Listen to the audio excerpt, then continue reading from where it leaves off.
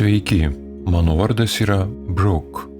Prieš mirtinę patirtį aš išgyvenau prieš daugelį metų ir tai buvo giliausia patirtis mano gyvenime. Tada man buvo 25 metai ir klinikiniai mirtis įvyko ir aš noriu tai pripažinti dėl narkotikų perdozavimo. Aš buvau jauna ir mano sprendimai bei pasirinkimai nebuvo patys protingiausi. Aš tada supratau, kad mirštu ir aš visiškai suvokiau, kas su manimi darosi. Bet mirimo procese atrodė, kad laikas visiškai sustojo. Nors aš nebuvau pripratusi melstis, staiga aš pradėjau melstis. Aš pradėjau melstis visiems dievams, kurie tik galėjo būti. Ir staiga aš atsidūriau tunelyje. Ir ne šiaip sau atsidūriau tame tunelyje, bet mane kažkas nešė arba traukė pro tunelį. Aš jaučiau šilumą, jaukumą bei švelnumą ir atrodė, jog tas tunelis kvėpuoja.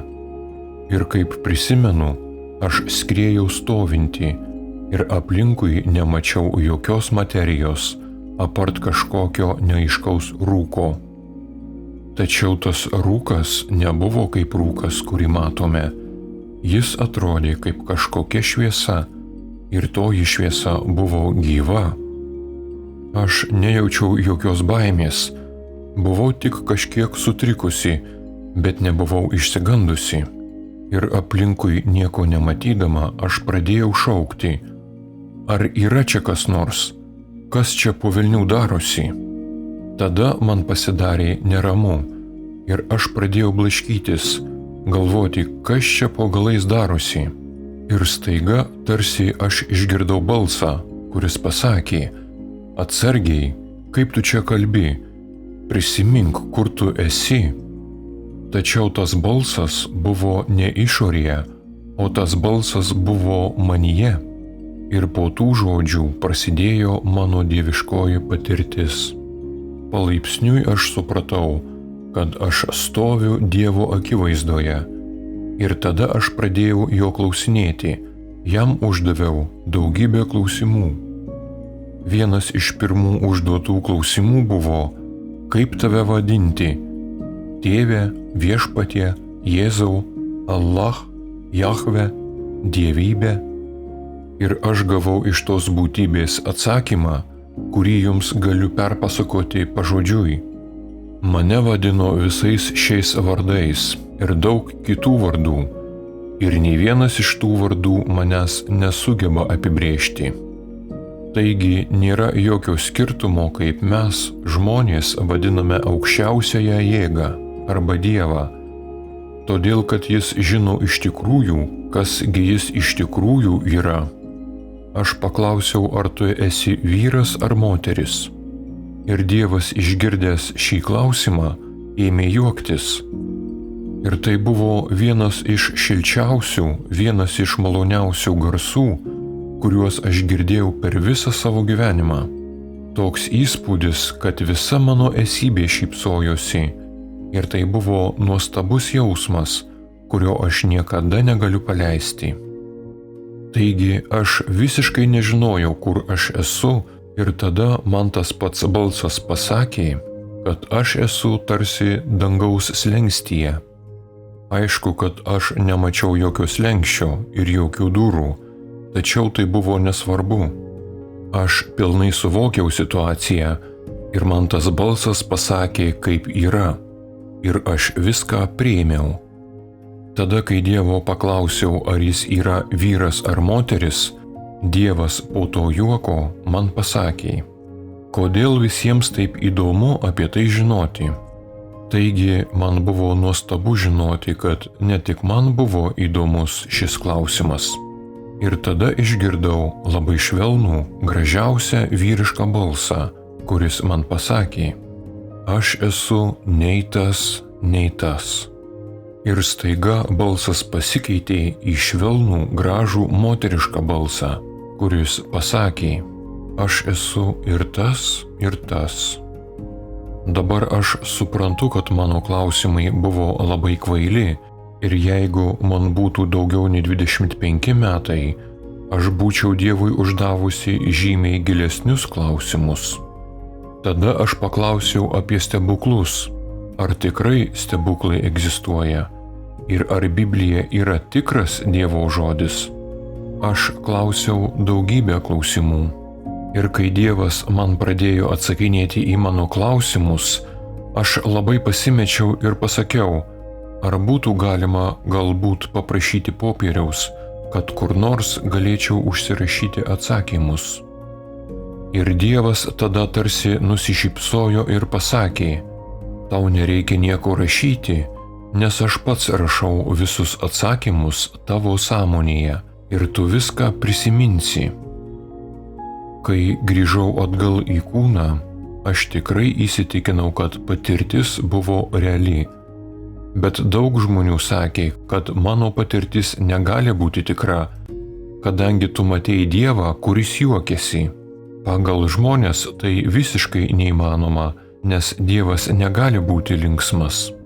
Aš prisimenu, kai kalbėjau su Kūrėju, man dar atsirado tokia mintis, negi pas mane nėra jokios baimės.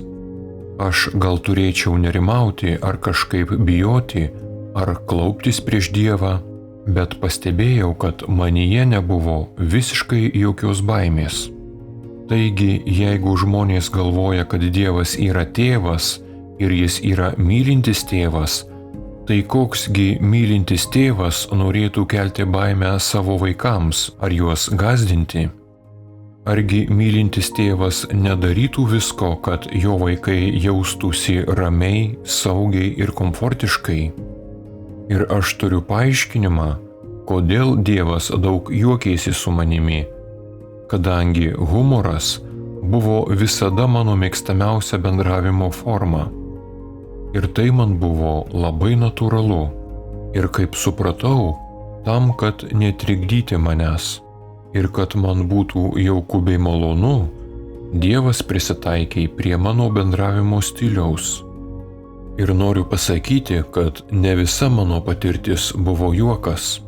Kai aš paklausiau, kodėlgi žemėje yra tiek daug neapykantos ir prievartos, juokas pasibaigė. Ir noriu pasakyti, kad aš pajutau Dievo emociją, kurią galėčiau palyginti su ašaromis.